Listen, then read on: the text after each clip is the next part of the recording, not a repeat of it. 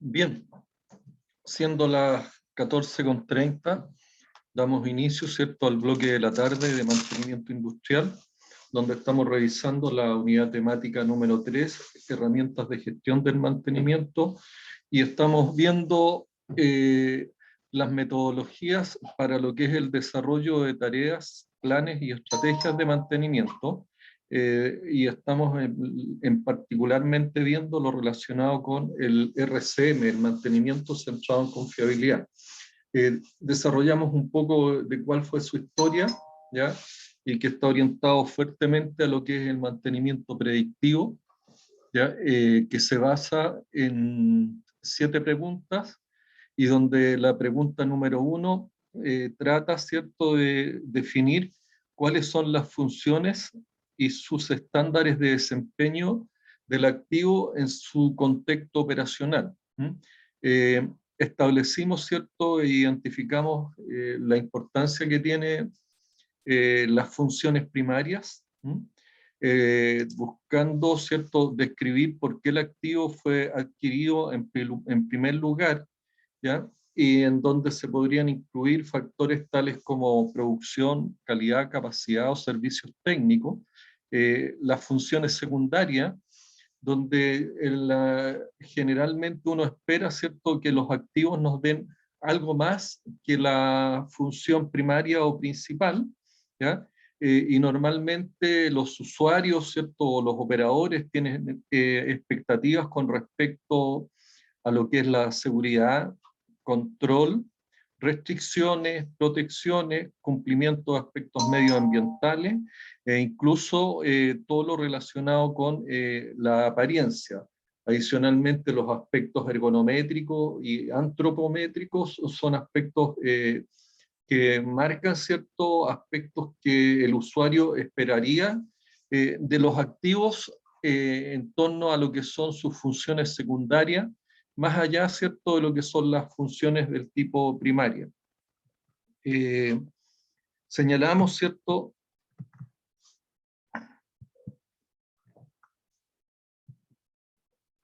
vamos a ver para poder avanzar con la transparencia. Señalamos, ¿cierto?, que aparte, relacionado con los elementos de protección principal, son aquellos dispositivos que nos sirven muchas veces para proteger al activo o al personal o a ambos, ¿ya? Ejemplos como las válvulas liberadoras de presión, las paradas de emergencia, alarmas visuales y audibles, ¿ya? Señalamos que si bien el dispositivo de protección puede reducir la necesidad de mantenimiento del activo, sin embargo, estos dispositivos o elementos de protección necesariamente requieren también mantenimiento.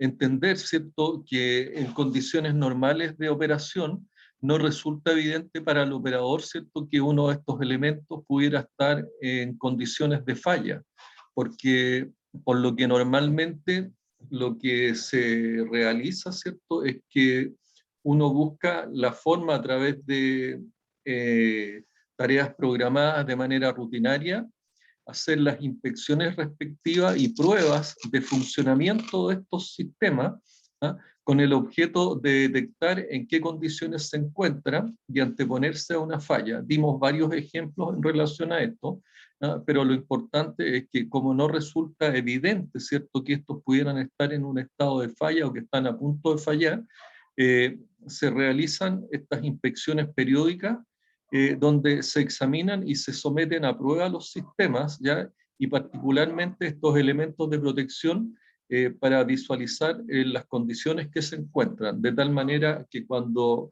realmente uno requiera que estos deban aplicarse o que entren en uso, estén en las condiciones adecuadas.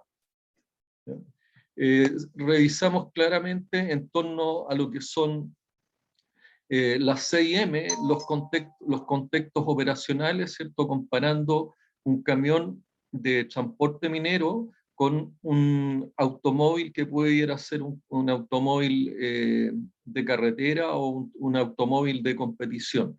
Vimos cómo en la diferencia de contexto que se genera en ambos, en tanto a los perfiles de operador que requiere cada uno, los materiales de transporte, como así también los elementos de fabricación de cada uno de estos medios de transporte. Revisamos cómo podría influir los aspectos medioambientales en el contexto donde se desenvuelven cada uno, también aspectos relacionados con los materiales, tanto de carga como de fabricación de cada uno de ellos, y también, ¿cierto?, lo relacionado con los métodos y los protocolos de operación que tiene cada uno de estos sistemas, entendiendo, ¿cierto?, que el contexto operacional es fundamental, sobre todo para lo que es el establecimiento de los riesgos operacionales asociados, ¿cierto?, a los temas de mantenimiento, a que es necesario identificar en cada uno de los equipos. Presentamos también la hoja de información del RCM, donde fundamentalmente hay que destacar la identificación de los equipos, quienes hacen de facilitador y auditor del equipo, y en la primera columna se expone, ¿cierto?, todo lo que es la función. Posteriormente, en la segunda columna, las fallas funcionales o las pérdidas de función. En la tercera colocamos la causa raíz de falla y identificamos también las causas básicas y los modos de falla. Y en la columna 4 identificamos básicamente los efectos y también las consecuencias que tienen las fallas.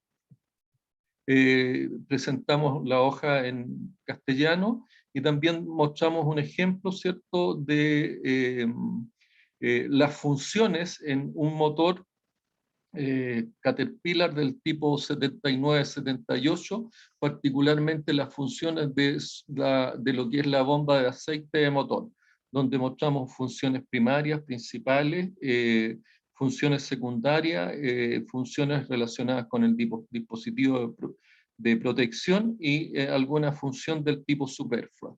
¿Ah? Explicamos e identificamos, ¿cierto?, que las fallas funcionales ocurren cuando el activo no puede cumplir una función de acuerdo al parámetro de funcionamiento que el usuario considera aceptable. Definimos que los objetivos del mantenimiento están definidos por las funciones y expectativas de funcionamiento asociadas al activo en análisis. Sin embargo, antes de poder aplicar herramientas apropiadas para lo que es el manejo y la mitigación de las fallas, necesitamos identificar qué tipo de fallas son las que pueden ocurrir. Fallas totales son cuando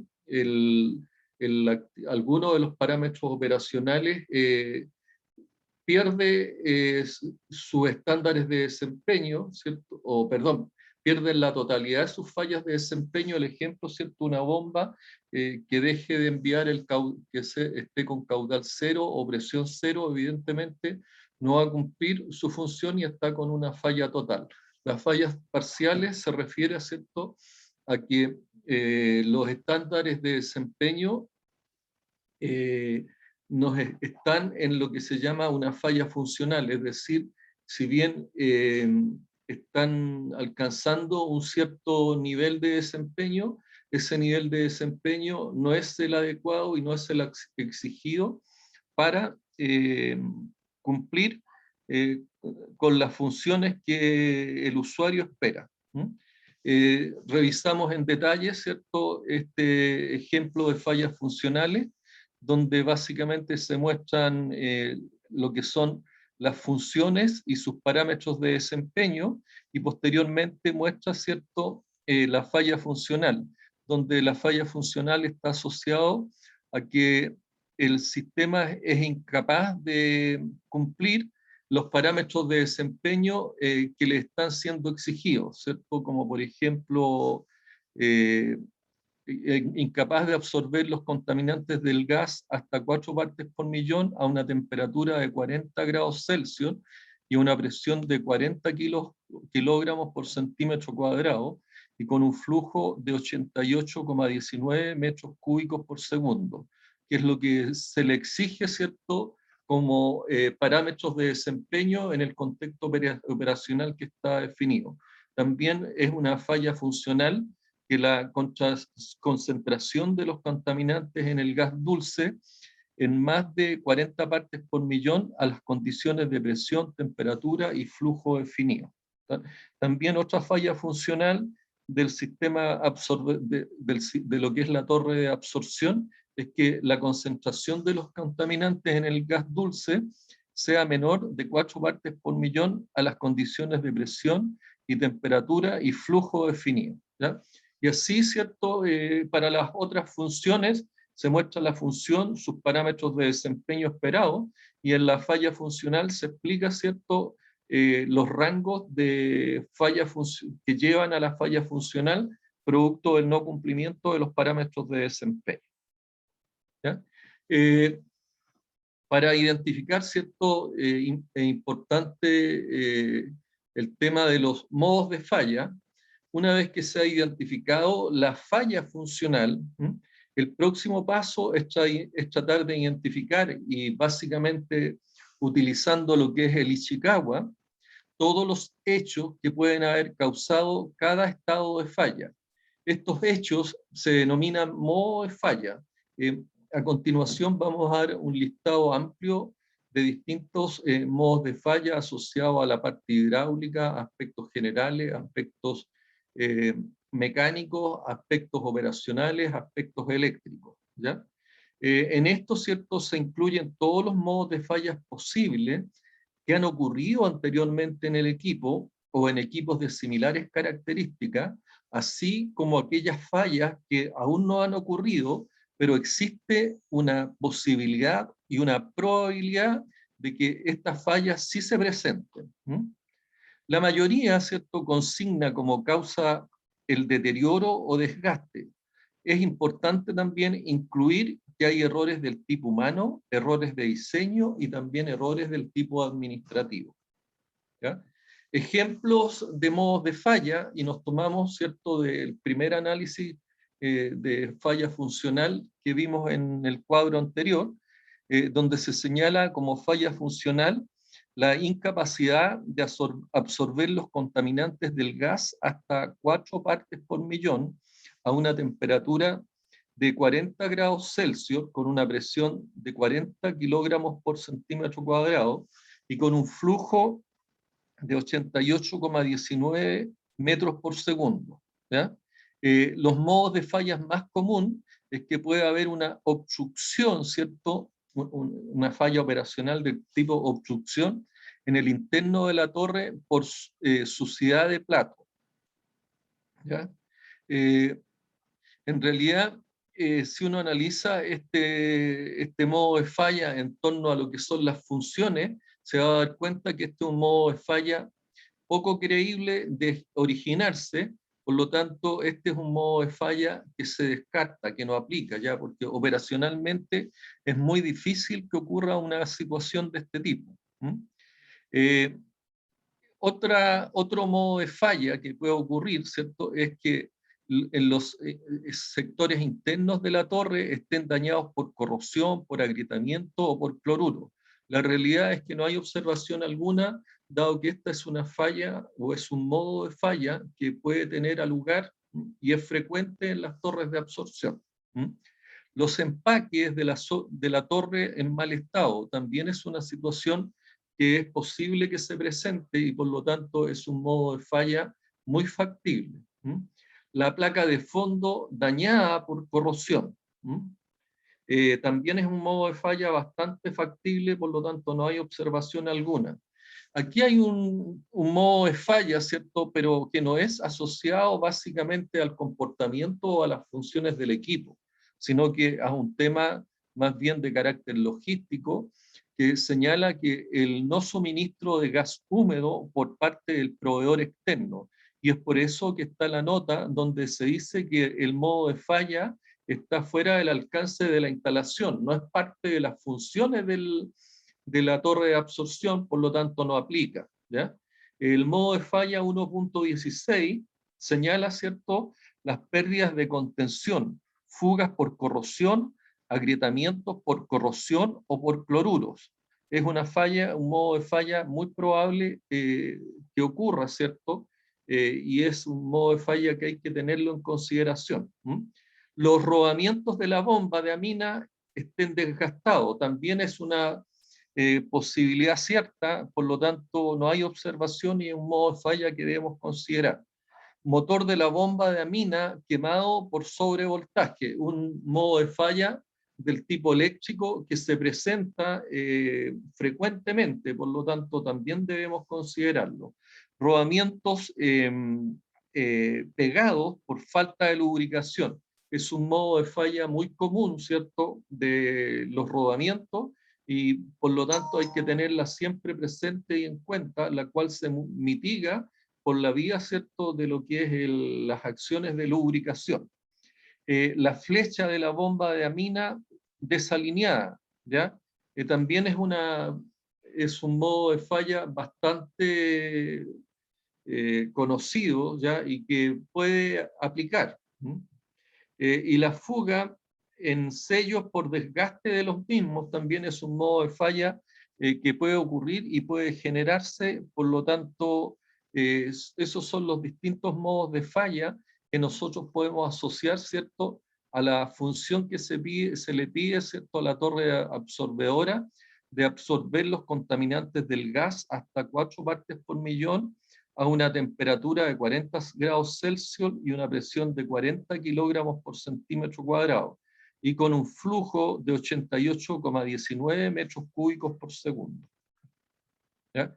Acá les presento, ¿cierto?, un listado de distintos modos de falla que se pueden presentar, y que aparece su código, ¿ya?, que es de alguna manera es un código, es una convención que se tiene en relación a los distintos modos de falla, y están agrupados en modos de falla del tipo eléctricas, ¿cierto?, donde se destaca el arco eléctrico o el flashover, el tema eléctrico también fuera de calibración, deformación plástica, desconectado, empalme seco, conexión a tierra, falla de la aislación, interferencias eléctricas, circuitos abiertos, falla de los polos, error de programa o software, ¿cierto?, cortocircuito y un sistema que esté desequilibrado eléctricamente. Hay otro cierto grupo de códigos de causas del tipo genérico, donde se puede destacar el hecho, ¿cierto?, de sistemas desajustados o mal montados, sistemas atorados o atascados, sistemas mecánicos quebrados o fisurados, corroídos y o agripados, sistemas del tipo defectuosos, sueltos o flojos, falta de algún elemento o algún sistema, modos de fallas asociados, ¿cierto?, a lo que son los movimientos, a algún otro del tipo desconocido, y modos de falla del tipo pinchado o perforado. Modos de falla asociados, ¿cierto?, a causas del tipo operacional externa. Podemos hablar de inclinación incorrecta, embancado, quemado, ataque químico, contaminación, suciedad, polvo, ¿cierto?, objetos externos, impacto, velocidad excesiva, sobrecalentamiento, sobrecarga, ingreso de agua. El grupo de códigos, ¿cierto?, asociados a la parte hidráulica y de causas relacionadas con los flujos hidráulicos.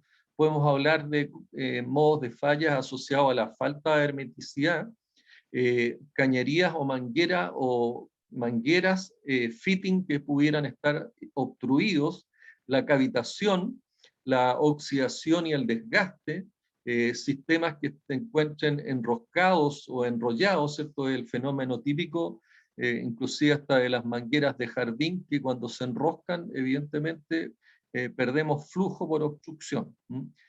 Goteras, filtraciones y fugas, niveles incorrectos, ¿cierto? Problemas de lubricación, presión, flujo incorrecto o que el sistema se encuentre con las características de que esté holgando, generándose olas dentro de lo que es el sistema hidráulico. Grupos de código y códigos, ¿cierto? De modos de falla asociados a causas del tipo mecánica. El hecho que esté desalineado, destruido o impactado, defectos en la fundición, ¿cierto? En las piezas o elementos de máquina, que se encuentre aplastado, cortado, deformado, desconectado, bloqueado hidráulicamente, que exista algún tipo de interferencia mecánica, una sobreextensión del sistema, ¿cierto? Separado, fisurado o grieta, estirado o con aplicaciones de sobreesfuerzo, ¿cierto?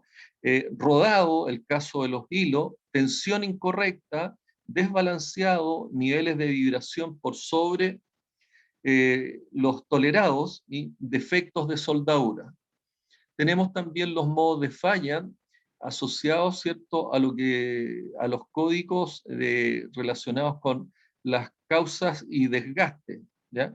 Donde podemos destacar la abrasión, el roce, la delaminación, el empeoramiento, el fin de la vida útil, un sistema o mecanismo fatigado o particularmente, ¿cierto?, el desgaste. Dentro de lo que son las causas y las maneras posibles de fallar, tenemos que distintos modos de falla, ¿ya? Debido a múltiples causas. Y en este caso, ¿cierto?, que estamos hablando también de un camión de extracción o un camión del tipo minero, ¿ya? Nosotros tenemos distintos elementos de máquina a los cuales se le asocian modos de falla que tienen distintas causales y que es conveniente, ¿cierto?, dependiendo de cada componente, el identificar los modos de falla y las causas de esos distintos modos de falla, hasta llegar a lo que es la causa básica. De igual forma, ¿cierto?, para este elemento, ¿cierto?, que es un sistema tipo fresa mecánica gigante. Si no hay consultas, vamos a continuar, ¿cierto?, con la parte 3 de lo que es la unidad temática Herramientas de Gestión de Mantenimiento y que es el RCM en su parte 3. La pregunta número 2 que nosotros nos hacemos, ¿cierto? ¿De qué manera es posible que un equipo falle en cumplir sus funciones? En esto, ¿cierto?, la clave para determinar la estrategia más apropiada de mantención a utilizar para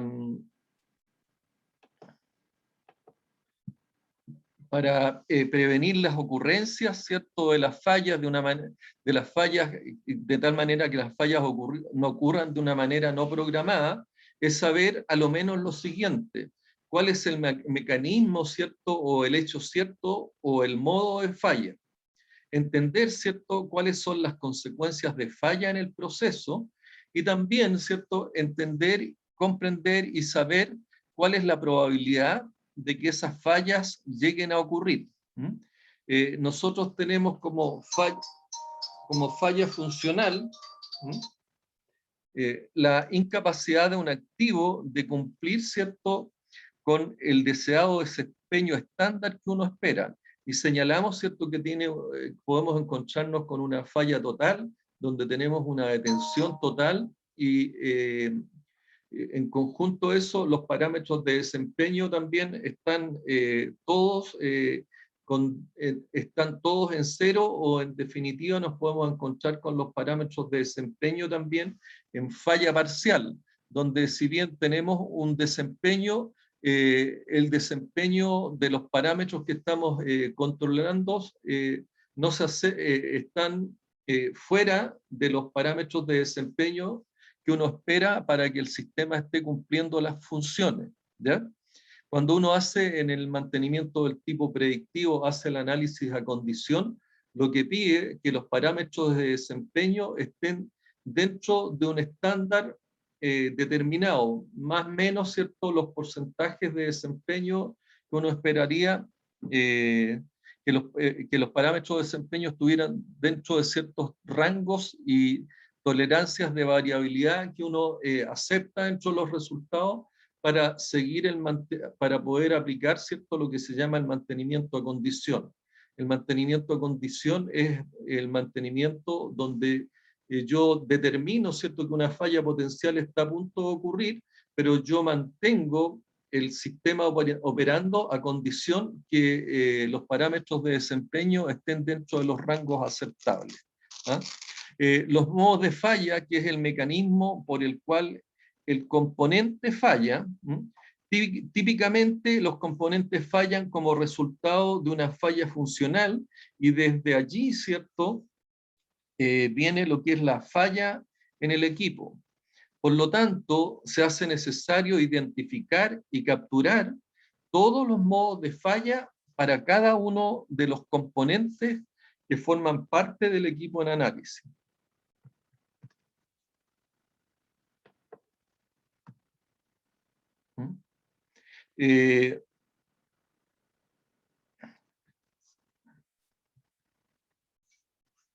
Dentro de lo que es la pregunta 2, número, ¿de qué manera puede fallar en cumplir sus funciones? Nosotros determinamos, ¿cierto?, que pudieran haber fallas totales, que son la pérdida total de la función. Ejemplo, ¿cierto?, una bomba primaria del tipo DMC, bomba de alimentación, una Worman 750 BK CHD. La falla total sería, ¿cierto?, que bombea 0 metros cúbicos por hora. Una falla parcial son aquellas fallas donde el activo aún funciona, pero a niveles inaceptables de desempeño, ¿cierto?, con respecto a lo que se definió ya como falla funcional. Ejemplo, ¿cierto?, bomba primaria DMC, bomba de alimentación Worman 750 BK CHD. La bomba de alimentación primaria DMC entrega una solución a menos de 9,772 metros cúbicos por hora. O la bomba primaria de alimentación DMC entrega una solución a menos de 365 kilopascal, o sea, menos caudal o menos presión que el que yo tengo estimado, ¿cierto?, como parámetro de desempeño, me lleva a una falla del tipo parcial. O una falla en entregar las 156 horas continuas que yo espero, ¿cierto?, en que el sistema me esté entregando los niveles de presión y también de caudal que yo requiero, ¿cierto?, para cumplir con el funcionamiento del sistema. ¿Qué modos de falla analizar? Solo, ¿cierto?, esos que razonablemente se espera que ocurran. Es decir, yo identifico los modos de falla y, al igual que el ejemplo que vimos en relación a la torre de absorción, en que la bomba de amina, ¿cierto?, tiene que cumplir una cierta función, y hay casos que no aplican respecto a los modos de falla a analizar, yo tengo que aplicar, ¿cierto?, y hacer el análisis sobre aquellos modos de falla que son razonablemente, tienen una expectativa de ocurrencia. Tenemos que también focalizarnos en aquellos económicamente, en aquellos modos de falla que sean de carácter dominante, es decir, en aquellos modos de falla que sean de carácter más reiterativo, más repetitivo, en aquellos modos de falla que tienen una mayor probabilidad de ocurrencia. Razonablemente probable, modos de falla que incluirán que aquellos que hayan ocurrido antes en los mismos o similares activos, ¿ya? Y es por eso, ¿cierto?, que normalmente nosotros nos encontramos que para formar los grupos RCM, normalmente hay un representante de fábrica o de los proveedores de equipo, y que por lo tanto ellos tienen, ¿cierto?, el conocimiento y la experiencia, qué es lo que ha ocurrido en equipos de características similares, en y contextos similares en otras faenas. Por lo tanto, debemos considerar aquellos modos de falla que hayan ocurrido antes en los mismos o similares activos. Aquellos que ya son parte de la rutina de mantenimiento, es decir, nosotros ya tenemos un plan de mantenimiento que puede ser entregado por el proveedor o el que ya estamos aplicando en la planta para equipos similares.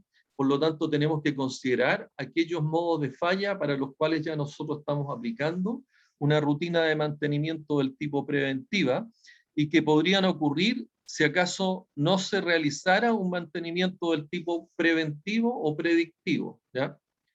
Todos los modos de falla que aún no han sucedido, pero que podrían ser considerados como posibilidades reales, ¿ya? Es muy posible, ¿cierto?, que yo no tenga a lo mejor un historial con respecto a un modo de falla, pero que si uno del análisis se desprende que es muy probable, ¿cierto?, que en ese contexto operacional llegara a ocurrir algún modo de falla determinado, ¿cierto?, yo debo considerarlo. Por otro lado, también, si las consecuencias de las fallas son severas, ¿ya?, entonces inclúyala en el análisis. Es decir, si yo determino que tengo una consecuencia de falla de carácter muy severa, inaceptable o intolerable, evidentemente yo tengo que incorporarla dentro de lo que es el análisis y la identificación del modo de falla. Vamos a ver, ¿cierto?, dentro de lo que es la pregunta número 3, y vamos a analizar cuál es la causa de cada una de las fallas funcionales. Y para eso, una de las cosas que señalamos, ¿cierto?, que resulta interesante y práctico, la aplicación del diagrama de Ishikawa para lo que es, en este caso, el ejemplo muestra lo que es la falla general en una correa, una falla general en correas. Y aquí aparece, ¿cierto?, el efecto, una falla general en correas, ¿cierto?, lo que genera la detención de algún sistema del tipo productivo. Y este puede tener diferentes causas asociadas a distintos modos de falla.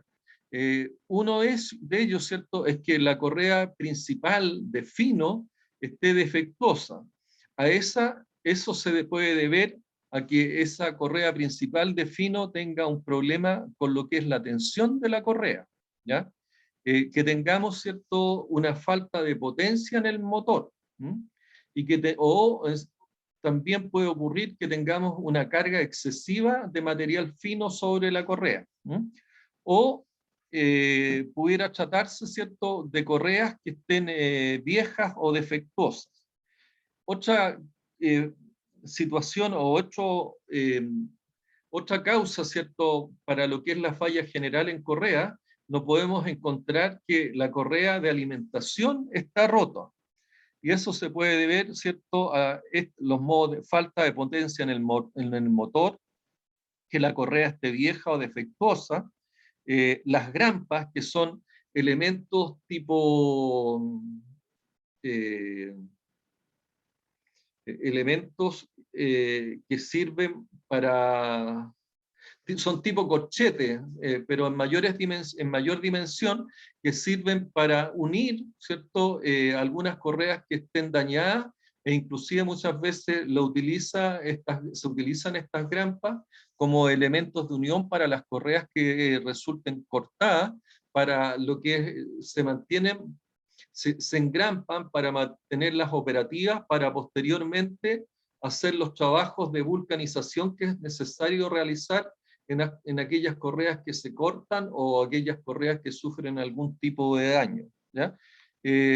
La correa de alimentación rota puede deberse también a desgaste en los rodillos, ¿ya? El desgaste de los rodillos genera cierto filo en la superficie de los rodillos que puede dañar la correa del alimentador. Paso de mineral o peso del mineral fino, ¿ya? El peso también puede generar un daño en lo que son las correas, y también, al igual que en la correa principal de fino, podemos encontrarnos con una situación de falta de tensión.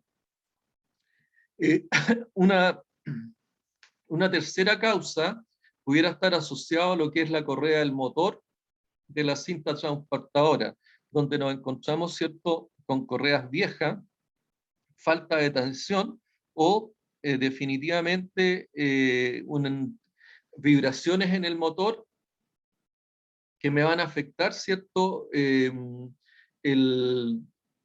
el nivel de roce que debiera tener la correa con las poleas de tal manera que sean capaces de transmitir la potencia necesaria para lo que es el giro.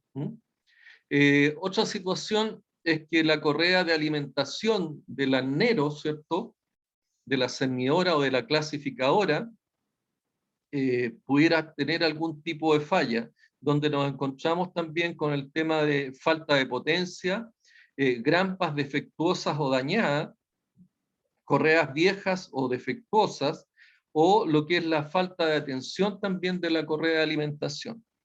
Y finalmente, la correa secundaria de fino defectuosa, nos podemos encontrar, ¿cierto?, con rodillos defectuosos, falta de tensión, sobrepeso del mineral fino, o lo que es la falta de potencia del motor.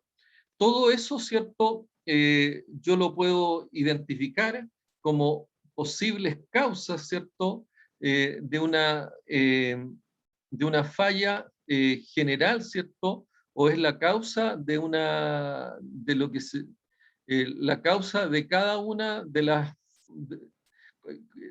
o la causa de lo que nos está generando, ¿cierto?, esta falla funcional. ¿No?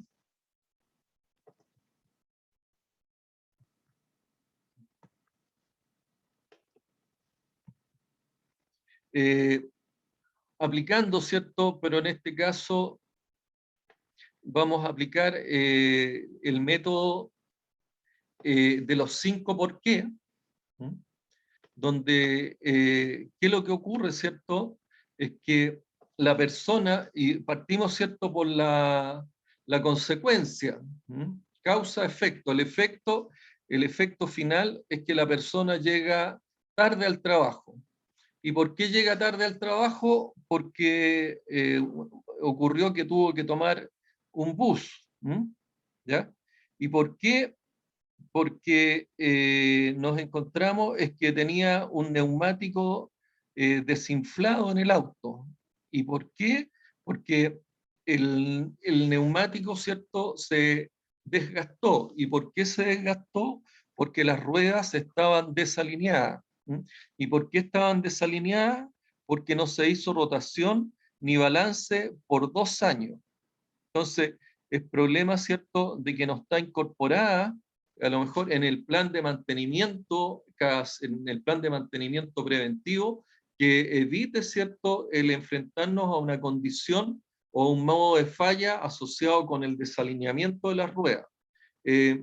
Uno podría caer en la tentación, ¿cierto?, de decir, ¿cierto?, y caer, ¿cierto?, en que la solución está en cambiar el neumático.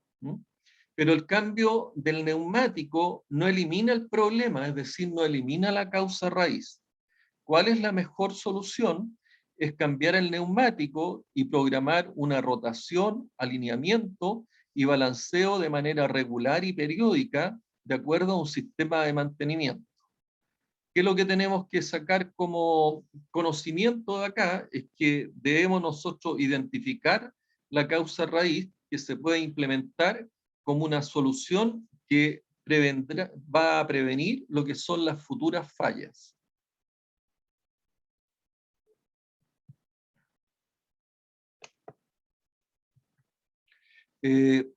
Dentro de lo que es la hoja de información del RCM, ¿cierto?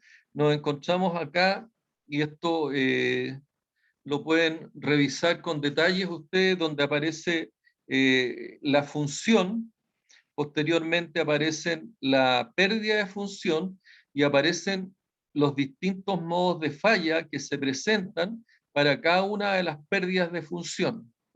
Eso es para que de alguna manera vayan considerando también cómo se aplica esta hoja de análisis de RCM.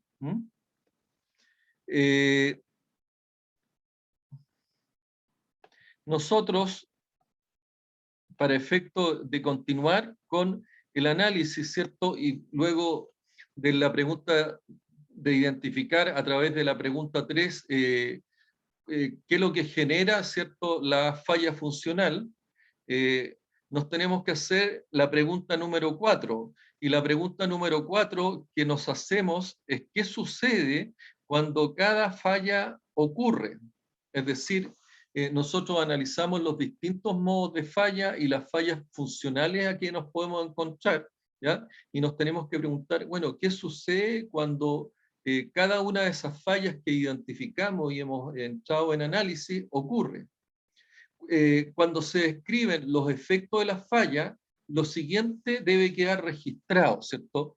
La evidencia de que existente de que la falla realmente ha ocurrido. ¿De qué modo representa, ¿cierto?, esa falla una amenaza para lo que es la seguridad o para el medio ambiente? ¿De qué manera esa falla funcional podría afectar a la producción o a las operaciones? ¿Qué daños físicos han sido causados también por la falla? ¿Y qué debe hacerse para reparar lo que es la falla? Es decir, una vez que el qué sucede cuando falla, yo tengo que describir los efectos de la falla y los debo dejar por registrado. Y estos son los elementos que debo preocuparme, ¿cierto?, de registrar.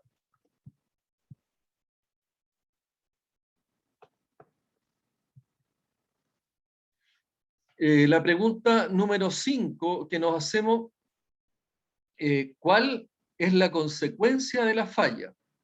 Y para eso, ¿cierto?, nosotros tenemos que entender que una falla funcional puede afectar económicamente, ¿cierto?, en dinero, puede afectar la producción, que tiene consecuencias también económicas, puede tener consecuencias con respecto a las personas, puede tener consecuencias también con respecto al medio ambiente, puede tener consecuencias con respecto a efectos que puede causar sobre la comunidad, puede tener consecuencias de carácter estratégico, es decir, consecuencias desde el punto de vista del prestigio de la empresa y también consecuencias desde el punto de vista legal.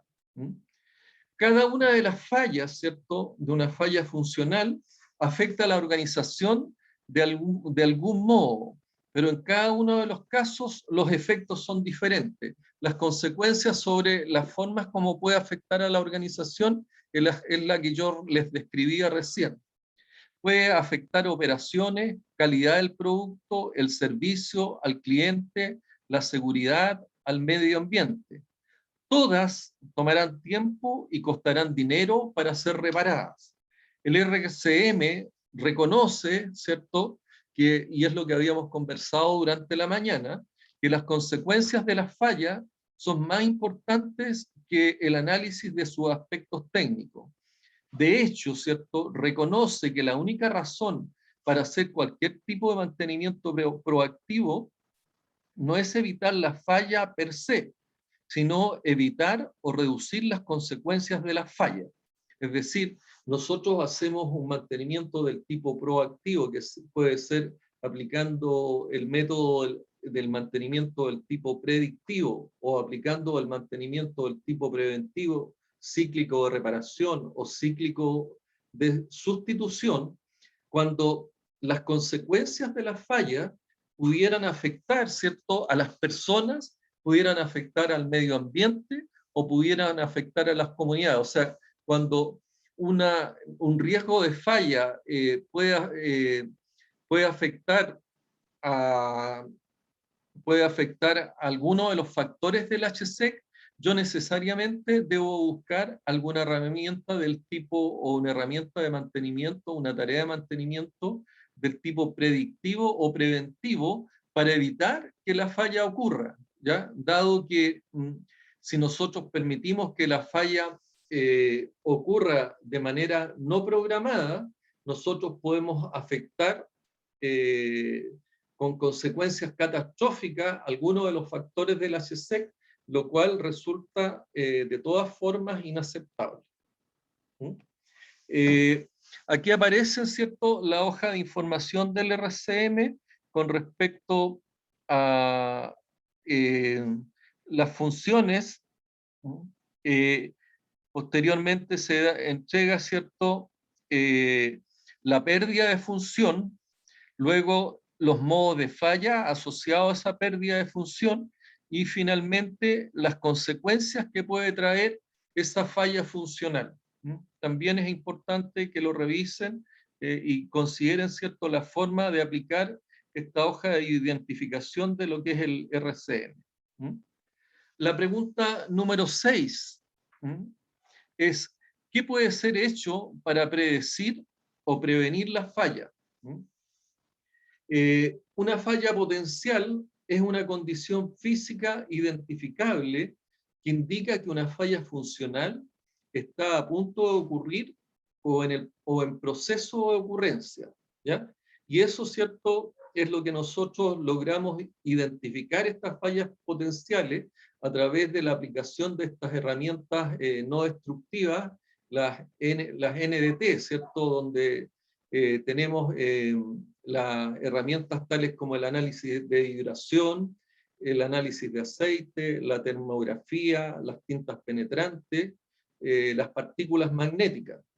Ejemplo de estas fallas potenciales son puntos calientes que muestran un deterioro en componentes eléctricos o materiales refractarios, ¿cierto?, en los hornos. O sea, cuando parte de los circuitos están sueltos, normalmente nos encontramos, ¿cierto?, de que los circuitos eléctricos tienden a calentarse, lo cual nosotros podemos identificar esa falla potencial a través, ¿cierto?, de lo que es la termografía, al igual que cuando el ladrillo refractario, ¿cierto?, los ladrillos refractarios están en falla y no están protegiendo contra temperatura el shell de un horno, evidentemente esa identificación de falla potencial nosotros la podemos hacer también a través de termografía. Vibraciones, ¿ya?, que indicando, ¿cierto?, una inminente falla en los rodamientos o también en algún otro componente, ¿ya? Las fallas asociadas a los rodamientos pueden asociarse, ¿cierto?, a un aumento de lo que son las severidad de las vibraciones, pero yo puedo tener también fallas debido a una rueda, a la fractura de un diente de una rueda de engranaje, ¿cierto?, la cual yo la puedo identificar también a través del análisis de frecuencia por medio de vibraciones. El análisis de grieta mostrando fatiga en metales a través de lo que es básicamente el análisis de ultrasonido o de tintas penetrantes, partículas de desgaste en aceite de cajas reductoras mostrando una inminente falla de engranaje, ¿cierto?, a través de lo que es el análisis de aceite, excesivo dibujo en neumáticos, ¿cierto?, a través de análisis visual, o alguna otra herramienta, o aplicando también alguna herramienta de medición, yo podría determinar, ¿cierto?, el desgaste en los dibujos de neumáticos y lo que me está señalando, ¿cierto?, que existe un potencial de falla en el neumático que estoy analizando. Es por eso, ¿cierto?, que nosotros, ¿cierto?, en la pregunta número 6, nos estamos preguntando qué puede ser hecho para predecir o prevenir una falla. Nosotros, ¿cierto?, hemos aprendido y podemos aplicar tareas del tipo predictiva, que son tareas dentro de las tareas predictivas están las tareas primarias que nos permiten, ¿cierto?, inspeccionar y evaluar. Y las tareas secundarias con respuestas a condición. Es decir, a condición de que los parámetros operacionales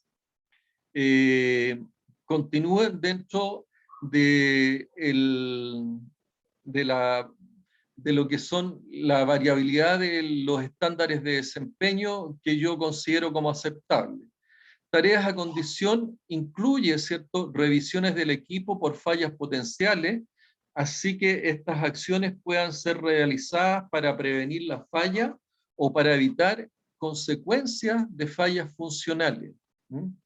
Los componentes inspeccionados son dejados en servicio a condición de que continúen reuniendo estándares específicos de desempeño dentro de lo que son las tolerancias y dentro de lo que son los límites aceptables. Ejemplo de tareas a condición son inspecciones termográficas de gabinetes eléctricos, análisis de aceite en cajas reductoras o motores, el análisis de vibraciones en motores. La frecuencia de las tareas a condición deben ser menores, ¿cierto?, al intervalo PF.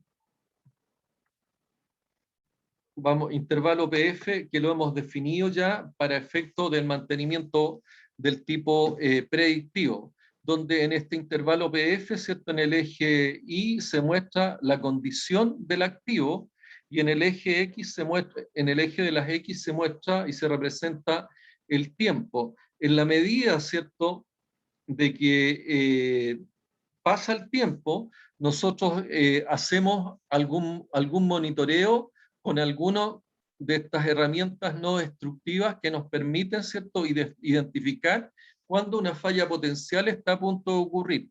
En este caso, ¿cierto?, el punto P sensitive condition, el punto sensible a las condiciones de monitoreo, ¿cierto?, que es la estrella verde, nos muestra, ¿cierto?, a través de un análisis de vibración o otro tipo de esta herramienta, que una falla potencial está a punto de ocurrir. O sea, este punto es el que es sensible, ¿cierto?, a la resolución de los instrumentos que yo estoy utilizando para el monitoreo, y desde ahí se define un intervalo PF, que es el punto en que fue sensible a esta variable que yo estoy analizando, ¿ya?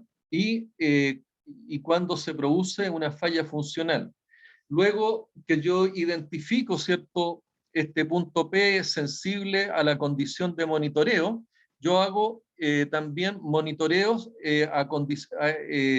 monitoreos básicos relacionados con la condición del activo, donde yo detecto y voy midiendo, ¿cierto?, el deterioro que se va generando del activo dentro de este intervalo PF.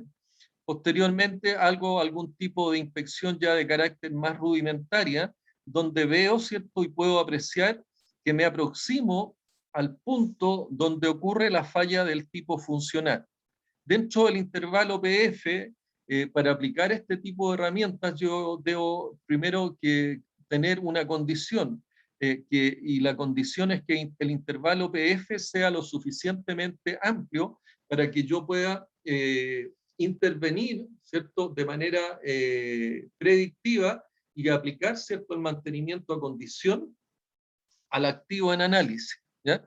De ninguna manera, ¿cierto?, yo puedo llegar a lo que es el punto donde yo me encuentro, ¿cierto?, con la destrucción del activo, es decir, yo tengo que detenerme e intervenir el sistema antes que ocurra la falla funcional.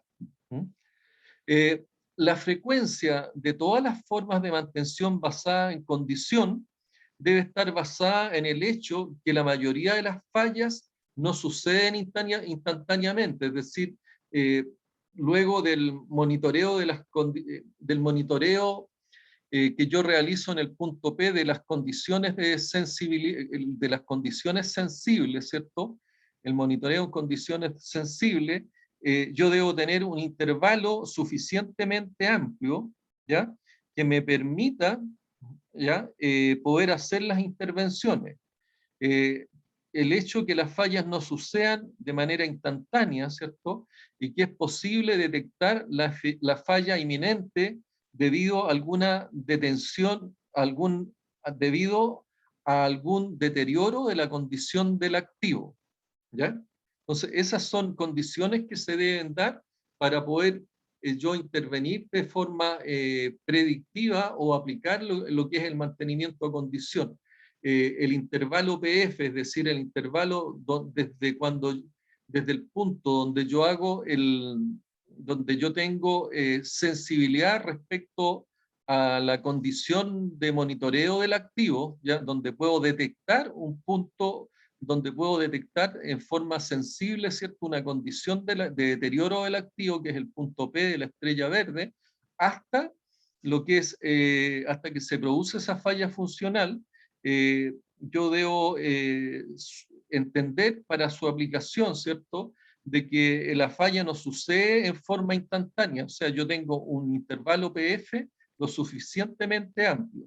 Y también, ¿cierto?, para poder aplicar esta herramienta, yo tengo que tener las herramientas NDT y que es posible detectar la falla inminente o el deterioro del activo, ¿ya? A través de alguna condición del equipo, que puede ser, como les señalaba, algún tipo de grieta, algún tipo de aumento en los niveles de vibraciones, aumentos de temperatura, etc. El punto P es la más temprana detección posible del punto de falla y es dependiente del modo de inspección, es decir, si yo voy a aplicar análisis de vibración, si voy a aplicar termografía o voy a aplicar algún otro tipo de herramientas, ¿cierto?, para detectar que una falla potencial está por ocurrir. También debemos tener algunos conocimientos claros, ¿cierto?, en relación a que el intervalo PF ayudará a hacer una buena decisión de la frecuencia de inspección basada en la condición, o sea, para yo aplicar este mantenimiento en base a condición, ¿cierto?, debo conocer básicamente tener algún conocimiento previo con respecto al comportamiento de este intervalo PF, ¿ya? Y también producto, ¿cierto?, de la detección de este intervalo PF y dado cuando yo hago y detecto el potencial de falla en el punto P,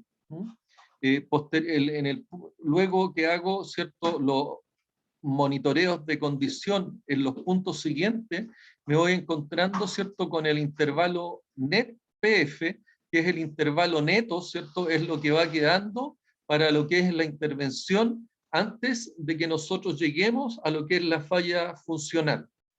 El intervalo net PF controla el monto de tiempo disponible para tomar acción y para evitar lo que es la falla, para planificar las acciones correctivas para no interrumpir producción u otras actividades de mantenimiento, y para también organizar personal u otros recursos necesarios, ¿cierto?, como son equipos de apoyo, repuestos, ¿cierto?, y programas de mantenimiento, de tal manera de que yo tenga todos los recursos necesarios para poder rectificar y mejorar las condiciones de falla en que se encuentra el equipo. Dentro de lo que es la pregunta número 6, ¿qué puede ser hecho para predecir o prevenir la falla? Nos encontramos también ante no encontrar una falla, no encontrar una herramienta, ¿cierto?, para detectar la falla potencial y aplicar el mantenimiento activo predictivo. Nosotros debemos aplicar, ¿cierto?, sobre todo si se trata algún tipo de riesgo de falla que afecte alguno de los factores del HSEC. Yo debo aplicar tareas del tipo preventiva, que son tareas primarias y que pueden ser tareas de restauración programada, que consisten en el reemplazo del componente con repuestos, es decir, el método Reman, donde lo que yo hago, ¿cierto?, que reemplazo el componente cada cierta cantidad de horas o cada cierta cantidad de productos, es decir, en base a una medición de lo que es el uso que yo le he dado al activo, dado un determinado uso, que pueden ser horas de vuelo, toneladas, kilómetros recorridos, ¿ya?, o cantidad de productos, yo tomo ese componente que debo reemplazar de acuerdo a ese uso y lo cambio por uno reparado o por uno nuevo. Normalmente el método Reman, ¿cierto?, que es reparación de mantenimiento de los sistemas, es el que uno concuerda con los proveedores, donde saca los componentes y los mismos proveedores reparan ese componente y nos entregan el componente overjoleado, es decir, el componente en condiciones prácticamente de nuevo. También tenemos las tareas relacionadas con el mantenimiento de descarte programado, donde básicamente también es un mantenimiento del tipo preventivo, pero lo que yo hago es que saco el componente o saco el repuesto y lo reemplazo por uno nuevo, que se llama tareas relacionadas con descartes programados. ¿Qué es lo importante aquí? Es que debemos concentrarnos en los patrones de falla, ¿cierto? De tal manera que identificados los patrones de falla, yo también puedo identificar cada cuánto tiempo debo establecer estas tareas del tipo preventiva. El proceso de selección de tarea es el que vimos, ¿cierto?, cuando hicimos el análisis en clases pasadas relacionadas con el árbol de decisión del RCM. Donde aquí, ¿cierto?, aparece la pregunta número 7, y la pregunta número 7 del RCM nos dice qué hacer si la tarea preventiva, la tarea del tipo predictiva adecuada, ¿cierto?, o preventiva no puede ser encontrada, ¿ya? Es aquí donde aplica, ¿cierto?, los conocimientos que vimos relacionados con el árbol de decisión. ¿Qué es lo que se aplica? Tareas de búsqueda de falla solo se justifica, ¿cierto?, si asegura que la tarea deseada nos va a dar la disponibilidad de la función. Y esto tiene su aplicación particularmente en aquellos elementos o componentes donde no resulta evidente para el operador que una falla está a punto de ocurrir, ¿ya? Y por lo tanto, yo normalmente lo que hago, ¿cierto?, es desarrollar estas tareas de búsqueda de falla, que consiste básicamente en desarrollar y establecer inspecciones periódicas a los sistemas, donde me preocupo particularmente que aquellos componentes particularmente los sistemas de protección de las maquinarias o equipos a personas, donde no es evidente, ¿cierto?, el estado o condición en que se encuentran, yo los someto a ciertas pruebas para determinar su nivel de funcionalidad, ¿ya?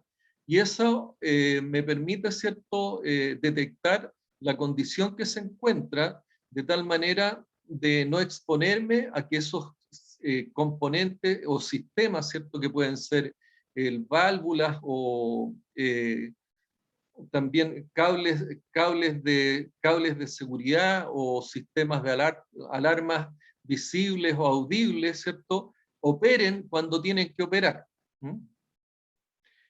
También, ¿cierto?, ahora, todas esas tareas de búsqueda de falla se aplican, ¿cierto?, para aquellas situaciones donde no resulta para el operador, básicamente, o para el mantenedor, de forma visible y de manera evidente, bajo condiciones normales, que un sistema puede fallar, ¿ya?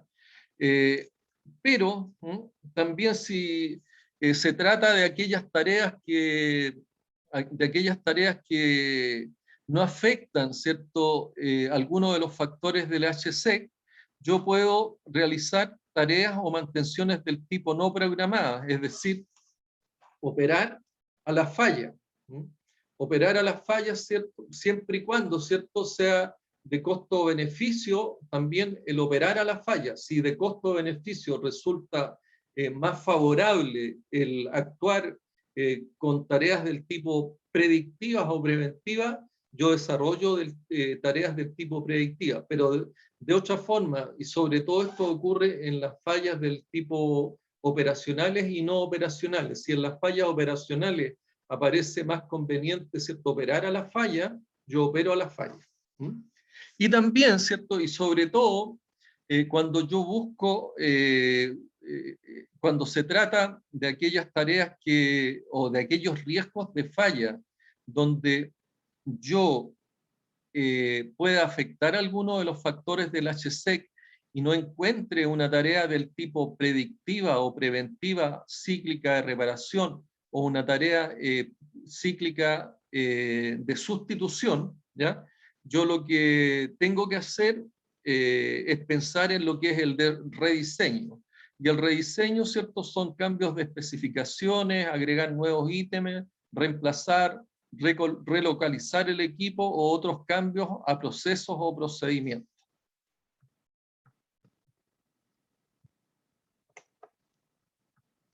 ¿Consultas hasta acá?